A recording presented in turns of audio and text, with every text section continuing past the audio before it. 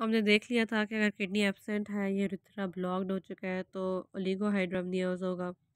और अगर नैरोइंग होगी इसोफेगस की तो पॉलीहाइड्रोमनियोज था। फिर आगे क्या लिखा हुआ है? लिखा हुआ है जो वॉल्यूम होती है अमनियोटिक फ्लूइड की वो नॉर्मली इंक्रीज हो जाती है थ्रू आउट द प्रेगनेंसी, तो its maximum of about A litre at around 38 weeks of gestation. तो उसने ये लिखा है कि जो वॉल्यूम होती है फ्लूइड की वो बढ़ती रहती है प्रेगनेंसी के दौरान, वो वॉल्यूम बढ़ती रहती है फ्लूइड की और फिर 1 लीटर हो जाती है 38 वीक्स ऑफ गेस्टेशन, मतलब end of the delivery, end of sorry gestation तक, एंड ऑफ प्रेगनेंसी तक वो 1 लीटर हो जाती है। Fluid contains a variety of substances. अब उस फ्लूइड के अंदर ये जो एमनियोटिक फ्लूइड है जिसको हमने कहा कि बच्चा वो पी भी रहा है, उसके अंदर एक्सक्रीट भी कर रहा है, तो उसकी प्रोटेक्शन के लिए ये फ्लूइड होता है, ये अमनियोटिक फ्लूइड। तो ये क्या कंटेन कर रहा होता है? इसके अंदर बहुत ज़्यादा सब्सटेंसेस होते हैं। इसके अंदर प्रोटीन होती है, ठीक है, शुगर्स होती हैं, एस्ट्रोजेंस होती हैं, प्रोजेस्टेरॉन होता है, प्रोस्टाग्लैंडिन्स होते हैं, the cells from fetal skin. तो हमने इसके अंदर क्या क्या देखा? हमने देखा कि इसके अंदर प्रोटीन है, फिर हमने कहा शुगर भी है, फिर इसके अंदर एस्ट्रोजन है, प्रोजेस्टेरॉन है, प्रोस्टाग्लैंडिन्स है, ठीक है। तो ये हार्मोन्स भी हैं, कुछ प्रोटीन है, कुछ शुगर है और कुछ हार्मोन्स बता दिए, को प्रोस्टाग्लैंडिन्स कह दिया हमने। और सेल्स होते हैं, फीटल स्किन के भी सेल्स होते हैं, ये सारी चीज़ें इस फ्लूइड के अंदर होती हैं। तो this is fluid withdrawn at amniocentesis. Amniocentesis जो टेस्ट कराया जाता है उसके अंदर यही फ्लूइड विदड्रॉ किया जाता है। A baby is said to be full term at a gestational age of 37 or more weeks। तो हम एक होता है ना प्री टर्म हो गया है, बच्चा वक्त से पहले पैदा हो गया, या फुल टर्म कब हम कहेंगे? ये एमसीक्यू के लिए याद रखते हैं ये डिजिट्स, ये वैल्यूज़।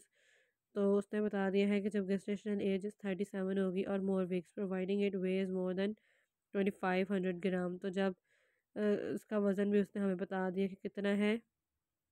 बेबी फुल टर्म कब होगा?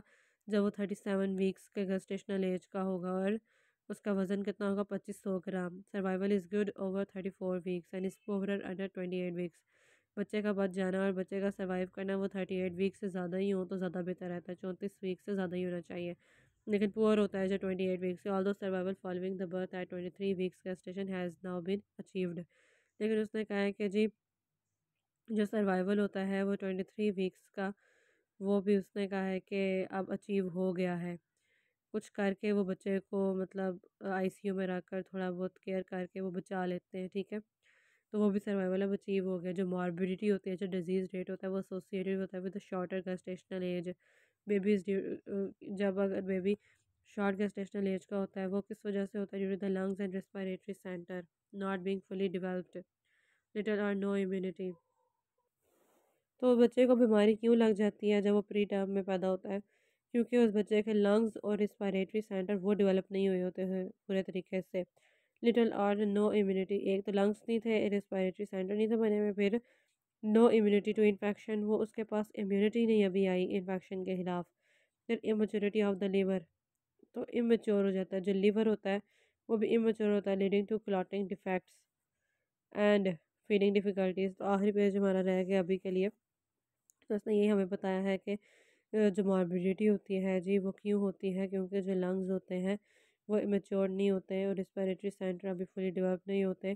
फिर इन्फेक्शन के खिलाफ इम्यूनिटी ठीक नहीं होती।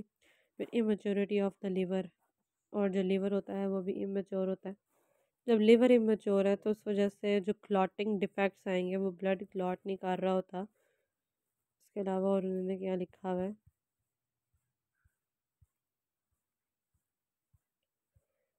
क्लॉटिंग डिफेक्ट्स आ रहे होते हैं।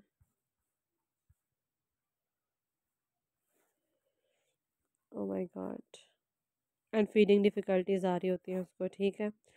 उसको फीड करने में थोड़ी मुश्किल हो रही होती है जब वो छोटा बच्चा पैदा होता है। Baby is said to be low birth weight if it weighs less than 2500 gram. भी हम ऊपर पढ़ के आए हैं, 38 वीक्स आई थिंक सो पढ़ कर आए थे, या 36 पढ़ा है हमने, 36 पढ़ा था, 37 वीक्स, ओके।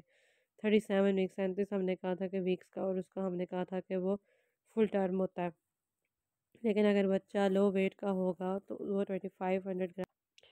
ये वैसे कुछ जनरल बातें हैं कि अगर 2500 ग्राम से वज़न कम होगा तो उसको हम लो बर्थ वेट कहेंगे। वेरी लो बर्थ वेट कब कहेंगे? जब उसका 1500 ग्राम से कम होगा, ठीक है। दो बिलो 1500 ग्राम एट बर्थ, और एक्सट्रीमली लो बर्थ वेट। और देखो ना, शुरू में हमने लो बर्थ वेट कहा कि अगर 2500 ग्राम से 25 ग्राम से अगर कम है तो हमने कहा दिया लो बर्थ वेट है। और फिर हमने कहा दिया वेरी लो बर्थ वेट है, बहुत ही कम उसका बर्थ वेट आ रहा है, तो वो हमने 1500 ग्राम से कम का 2500 से 1500 पे आ गए हम। फिर अगर वेरी लो के बाद हम एक्सट्रीमली लो बर्थ वेट पर आ गए, ELBW extremely low birth wait, तो जब उसका 1000 ग्राम से भी कम होगा। और प्री टर्म ये हमने वेट के हिसाब से देख लिया, अब हम वीक्स के हिसाब से देख लेते हैं। Pre term baby is born with gestational age is less than 37 weeks, अगर वो 37 वीक्स से कम आ रहा है उसका हम प्री टर्म कहते हैं। The term extremely pre term is use for those born at और बिलो 26 वीक्स। तो प्री टर्म का हमने 37 वीक्स से अगर कम था, एक्सट्रीमली प्री टर्म का जब वो 26 वीक्स से कम था। और a baby will be judged small for gestational age, small SFGA, small for gestational age where the birth weight is below the 10th centile।